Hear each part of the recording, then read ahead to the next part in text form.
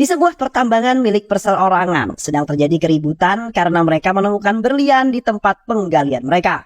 Mereka yang bekerja di sana menuntut perbaikan nasib sehingga pemimpin kerja yang bernama Singamutu melakukan sebuah protes. Kocha adalah salah satu pemilik pertambangan itu datang dan meluapkan emosinya karena para pekerjanya tidak mau melakukan penggalian akibat hasutan dari Singamutu. Di saat yang bersamaan, Honda Panther, usaha Kocha, datang dan menembak pekerja yang berusaha melakukan perlawanan. 2 orang mengalami luka tembak. Singamutu yang tidak tahan melihat teman-temannya mendapatkan ketidakadilan, akhirnya melakukan sumpah jika suatu saat akan ada seorang yang akan mengakhiri kekejaman dan ketidakadilan yang mereka peroleh dengan darah yang mengalir dari tangan yang diinjak oleh anak buah Kochi di atas batu. Di Chennai, seorang pemuda yang bernama Vetrivel adalah di sebuah arena balap mobil dengan temannya yang bernama OP. Vetrivel akan melakukan balapan dengan mobil yang sudah usang karena keadaan itu membuatnya ditertawakan. Perlombaan pun berlangsung. Perebutan juara pertama berlangsung dengan ketat. Mereka saling menjatuhkan satu sama lain untuk menjadi juara satu yang akhirnya dimenangkan oleh Vetrivel. Mendarat di garis finish dengan cara unik yaitu mobilnya terbang, walaupun beberapa bagian dari mobil tersebut terlepas.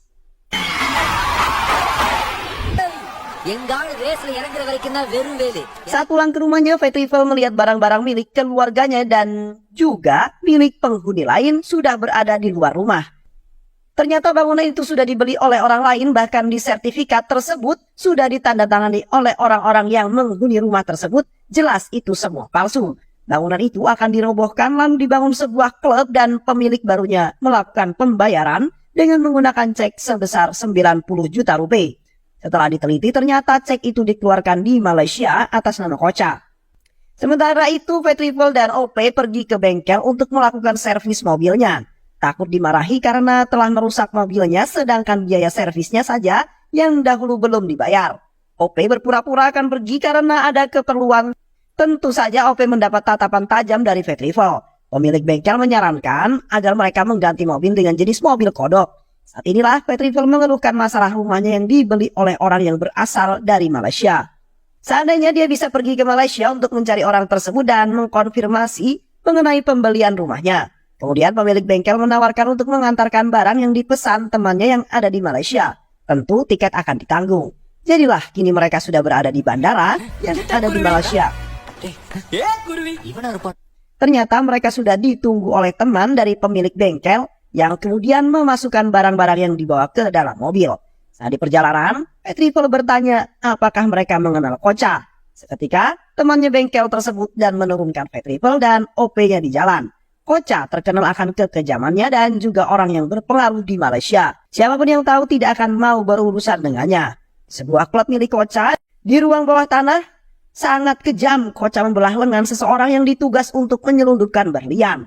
Merasa tidak membutuhkan orang tersebut lagi, Kocha menembaknya karena tidak akan tahan dengan rengekannya yang meminta untuk dibawa ke rumah sakit. Vetrivel dan OP datang ke klub saat Kocha sudah pergi dari sana.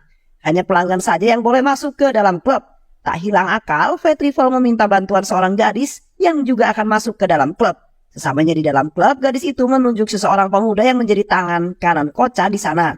Vetrivel menemuinya namun tidak dihiraukan oleh pemuda itu, namun Vetrivel terus mencoba mengajaknya berbicara sehingga membuat kesal karena telah mengganggu kesenangannya.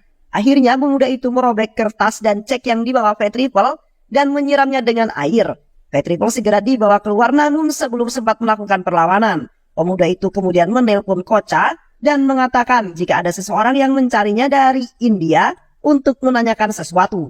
Kocha teringat perkataan Singamutu yang mengatakan jika akan ada seseorang yang melawan kekejaman Kocha. Teringat itu Kocha meminta pemuda itu untuk berhati-hati, memperketat pengamanan dan benar saja. Vetrivel kembali masuk lalu membuat kekacauan dengan menjatuhkan satu persatu para bodyguard. Banyak properti yang hancur bahkan saat pemuda kaki tangan Kocha menggunakan pistol untuk membunuhnya dengan mudah dapat dikalahkan dengan tangan kosong. Vetrivel yang memintanya untuk menelpon Kocha dan mengatakan jika dia sudah menghancurkan klub miliknya dan akan terus membunuhnya selama Kocha masih mengincar rumah mereka yang berada di Chennai. Kocha marah melihat klubnya sudah hancur. Bahkan dia tertawa saat anak buahnya memberitahu jika salah satu anak buahnya ada yang meninggal tergantung di atas. Dia tertawa khawatir karena takut sumpah yang Singamutu katakan akan terjadi, yaitu akan ada seseorang yang mengajarnya hingga ke seberang lautan untuk menghentikan kekejaman yang telah ia perbuat selama ini. Kocha memerintahkan anak buahnya untuk mencari di mana orang yang telah membuat klubnya hancur. Semua anak buahnya segera melakukan pencarian terhadap Fat Trifle, namun tidak menemukannya karena Fat Trifle dan OP bersembunyi di dalam mobil milik Kocha dan ikut kemanapun Kocha pergi. Dari dalam mobil, Fat Trifle melihat salah satu anak buah Kocha selalu membawa koper yang terborgol di tangannya. Pasti ada sesuatu yang penting di dalamnya, kata Fat Trifle pada OP. Di departemen milik Kocha, Devi, anak perempuan Kocha, mencoba melepaskan cincin pertunangan dari jarinya dengan bantuan adik laki-lakinya. Devi tidak menyetujui pertunangan ini karena pemuda yang ditunangkan dengan dirinya bukan orang yang baik dalam segala hal. Kocha mengadakan pesta untuk sekedar berkumpul dengan teman-temannya. Devi yang bosan dengan cara tersebut melihat ada seseorang yang berdiri di atas atap. Saat itu Fat Trifle dan OP sedang menggunakan penyamaran, sehingga Devi tidak dapat melihat dengan jelas siapa orang tersebut. Devi mengira orang itu adalah pencuri. Devi mengejar kemana Fat Trifle dan OP pergi. Tujuan Fat Trifle datang ke pesta itu adalah untuk mengetahui apa isi dari koper kecil yang selalu dibawa oleh anak buahnya Kocha. Setelah mereka mengikuti Kocha sehingga ke lantai atas, benar dugaannya. Benda penting yang selalu dijaga itu adalah berlian yang cukup besar. Fat Trifle merencanakan mencuri berlian tersebut saat terjadi pemadaman listrik yang terjadi pada pukul 11 lewat. Dan saat terjadi pemadaman itu, dia melakukan aksinya menukar berlian asli dengan berlian palsu. Saat akan pergi dari sana, Fat Trifle ternyata menarik orang yang salah.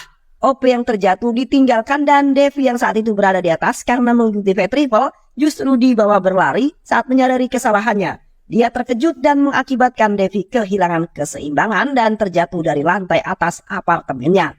Melihat hal tersebut dengan sigap, Fat Trifle menolongnya dengan bergantung pada tali. Devi terpesona dengan tatapan mata Fat Trifle dan berusaha membuka penutup matanya namun gagal melihat wajahnya. Karena pegangan tangannya terlepas sehingga Devi jatuh ke kolam renang dan selamat. Saat itulah Devi bisa melepaskan cincin pertunangannya. Keesokan paginya, Fat Trifle menelpon Kocha dan mengatakan jika dirinya telah menukar berliannya dengan yang palsu. Setelah dikonfirmasi kebenarannya, tentu saja Kocha sangat marah dan langsung menuju ke bandara dengan menggunakan kereta, sedangkan Fat Trifle dan OP menggunakan mobil. Mereka akan segera kembali ke India. Di bandara terjadi aksi kejar-kejaran. Kocha yang tidak mengetahui wajah Fat Trifle bahkan berdiri berdampingan dengannya. Sebagai antisipasi, Fat Trifle melukai lengan Kocha dengan silet agar Kocha tidak dapat melewati pemeriksaan dan Kocha bertahan di bandara. Saat berada di pesawat, Fat Trifle bertemu dengan Devi yang juga akan pergi ke India.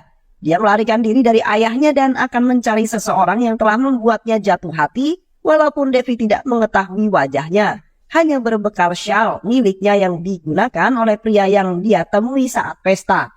Terjadi pembicaraan di antara mereka hingga akhirnya Fat Trifle memiliki ide untuk menitipkan berlian yang dibawa kepada Devi namun tanpa sepengetahuannya. Mereka berpisah di bandara. Devi bertemu dengan supir travel yang mengantarnya ke hotel. Namun ternyata Devi menjadi korban penipuan. Semua barang yang dibawa pergi oleh sopir tersebut saat dirinya sedang mandi. Tentu saja Devi mengajukan protes kepada pihak hotel dan menjadi bahan tontonan karena hanya menggunakan handuk dan berada di lobi. Fat Trifle dan OP melihat keadaan itu segera menghampirinya lalu menawarkan bantuan untuk mencari pelakunya. Sebelum OP meminjamkan jasnya untuk dipakai oleh Devi. Saat dalam perjalanan, Devi meminjam telepon OP untuk menelpon rumahnya. Devi berbicara dengan bibinya dan diketahui oleh Kocha. Kocha memaksanya untuk memberitahu keberadaan Devi yang saat ini berada di India. Akhirnya mereka semua menyusul ke India. Fat Trifle, OP dan Devi terus mencari sopir taksi yang telah menipu Devi hingga ke sebuah pemukiman padat penduduk. Sesampainya di sana ternyata sudah banyak orang yang menunggu di depan rumah sopir taksi tersebut. Ternyata mereka juga adalah orang-orang yang telah ditipu oleh supir taksi tersebut. Pintu di depannya digembok yang menandakan jika tidak ada orang di dalam rumah. Namun mereka tidak menyerah begitu saja. Mereka menyusuri jalan sehingga melihat seseorang keluar dari arah belakang bangunan dengan membawa beberapa botol minuman. Benar dugaan mereka, supir taksi itu ada di dalam Devi yang emosi langsung masuk dan memukuli sopir taksi itu, lalu mengambil kembali semua barang-barangnya dan berganti baju. Vetripol dan OP kemudian membuka pintu depan hingga orang-orang mencari sopir taksi itu masuk dan memukulinya karena kesal telah ditipu. Saat mereka berjalan keluar dari pemukiman tersebut, Devi terjatuh dan mengalami sakit di pinggangnya. Vetripol menakut-nakutinya dengan mengatakan jika Devi mengalami cedera pinggang sehingga butuh perawatan dan dia tahu siapa yang dapat mengobatinya. Devi dibawa pulang ke rumahnya, seluruh keluarganya terkejut karena Vetripol pulang membawa seorang gadis dengan perut yang membesar. Menyadari keterkejutan keluarganya, Vetripol segera membuka kain yang membungkus tas yang dipeluk Devi. Keluarganya merasa lega melihat hal tersebut. Vetripol menjelaskan jika Devi mengalami cedera dan butuh seseorang yang dapat menyembuhkannya. Ibunya yang akan menyembuhkannya, namun Devi sempat ragu karena dia mengira akan dibawa ke dokter. Semua telah disiapkan, namun Devi sembuh dengan cara yang tidak biasa, hanya dengan sebuah lemparan yang tidak sengaja neneknya Vetripol lakukan pada OP yang mengenai pinggang Devi. Devi yang akan pergi segera ditahan oleh Vetripol dengan mengatakan jika di luar sana banyak orang-orang jahat dan hal itu berhasil menahan Devi untuk tetap tinggal di rumahnya. Pagi harinya saat Devi akan pergi, dia mengetahui jika dirinya telah dicium oleh Vetripol. Devi mengatakan jika Vetripol sudah tidak sopan dan melecehkannya dengan mencuri ciuman di saat dia tertidur. Vetripol tentu saja menyangkalnya dengan tertawa. Dia mengatakan jika Devi lah yang pertama kali menciumnya. Tentu saja Devi juga tidak terima begitu saja dan memutuskan untuk pergi dari sana. Kotak yang diambil oleh Vetripol ternyata kosong. Dia meminta OP untuk mengikuti kemana Devi pergi. Ternyata Devi melakukan pencarian terhadap pemuda yang dia temui di Malaysia. Seorang pemuda yang memakai syalnya untuk menutupi wajahnya. Beberapa pemuda dipakaikan syal miliknya, namun tidak ada yang cocok. Brilian yang dicari Vetripol ternyata ada di tas Devi. Vetripol dan OP terus berusaha mendapatkan tas milik Devi, namun selalu saja gagal. Bahkan saat ini rombongan Koca sudah sampai di India dan menemukan Devi yang berada di Chennai. Devi akan melarikan diri saat tunangannya melihatnya dan memerintahkan dirinya untuk mendekat. Namun dihalangi oleh Vetripol. Hal ini membuat tunangannya kesal dan akan menembak Vetripol. Sempat dihalangi oleh anak buahnya karena mereka sekarang berada di tengah keramaian, namun tidak digubris oleh tunangannya Devi. Dia tetap menembakkan pistolnya ke arah Vetripol. Ternyata yang ditembak hanyalah cermin dan kesempatan kedua dimanfaatkan oleh Vetripol untuk melarikan diri. Kejar-kejaran pun terjadi hingga saat Vetripol terpisah dari Devi dan dia harus menghadapi Nakan, buah tunangan Devi, sedangkan Devi sudah terlebih dahulu dibawa oleh anak buah tunangannya. Ibunya Vetripol menelpon dan mengatakan jika di rumah ada temannya yang datang, tentu hal itu membuatnya khawatir. Ternyata benar, setelah berhasil melarikan diri dari tunangannya, Devi dan anak buahnya, di rumah mereka sudah ada Koca yang menunggu dengan membawa keponakannya ke atas tower dan memerintahkan agar Vetripol naik ke atasnya dengan menggunakan lift yang telah dikunci oleh anak buahnya dan tombol naik turun lift ada di tangan anak buah Koca. Melihat keponakannya terancam, mau tidak mau, Vetripol menyerahkan berlian yang sudah didapatkannya. Koca memerintahkan kepada anak buahnya untuk menaikkan lift sehingga tempat paling atas, kemudian memotong talinya hingga lift terjatuh dan hilang tertelan bumi. Ternyata di bawah tower tersebut sudah ada sumur yang terhubung langsung ke sungai. Tangga sekitar langsung melakukan pertolongan, namun mereka tidak dapat menemukan Vetripol hingga ibunya pingsan. Di kedalaman sungai, Vetripol yang sudah mulai sadar dari pingsannya berusaha meloloskan diri dengan menendang bagian atas lift, dan dia muncul di sungai yang tidak jauh dari rumahnya.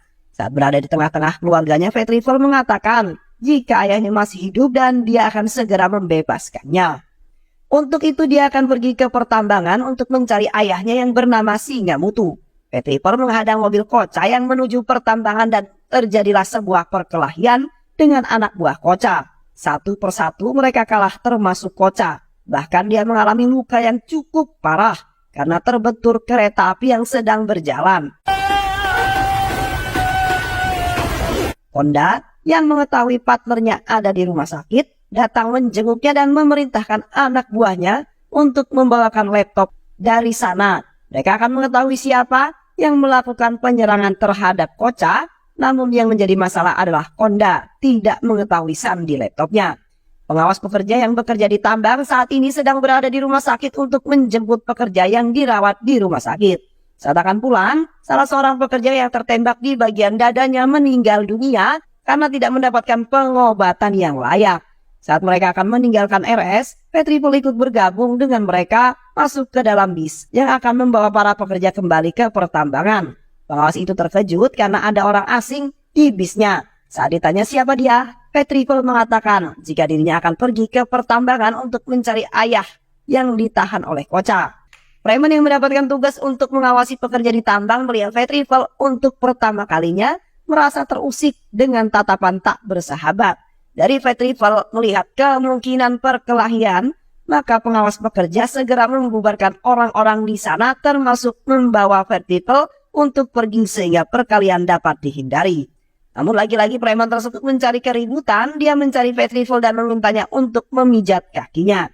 Merasa kesal dengan perlakuan yang diterima Petriful, kemudian memijat dengan keras kaki preman tersebut dan mendapatkan tendangan darinya. Perkelahian yang baru akan mulai berhenti ketika suara dering telepon milik preman itu berbunyi. Dia meminta pengiriman beberapa ekor kambing untuk segera pernikahan Devi. Tanpa sepengetahuan pengawas, ternyata Petriful ikut dalam bis bersama dengan kambing yang akan dikirimkan.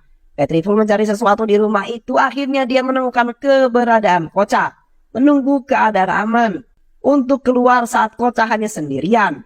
Petriful sempat mengejeknya lalu berusaha membuka laptop yang berisi data-data penting bahkan bukti kejahatan dari Kocha. Ternyata bukan hanya Petriful yang ada di sana. Devi pun menyusul dan mengambil keuntungan dengan meminta Petriful mencium tangannya sebagai imbalan untuk memberitahu password laptopnya.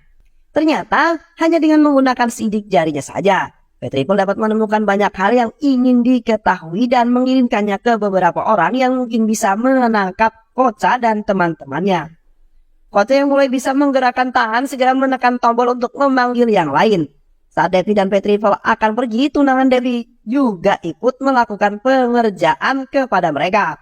Tidak perlu dengan menggunakan kekerasan, Petriful menggunakan akal dengan melempar sarang lebah hingga lebah tersebut menyengat Konda dan anak buahnya. Ide yang sangat keren.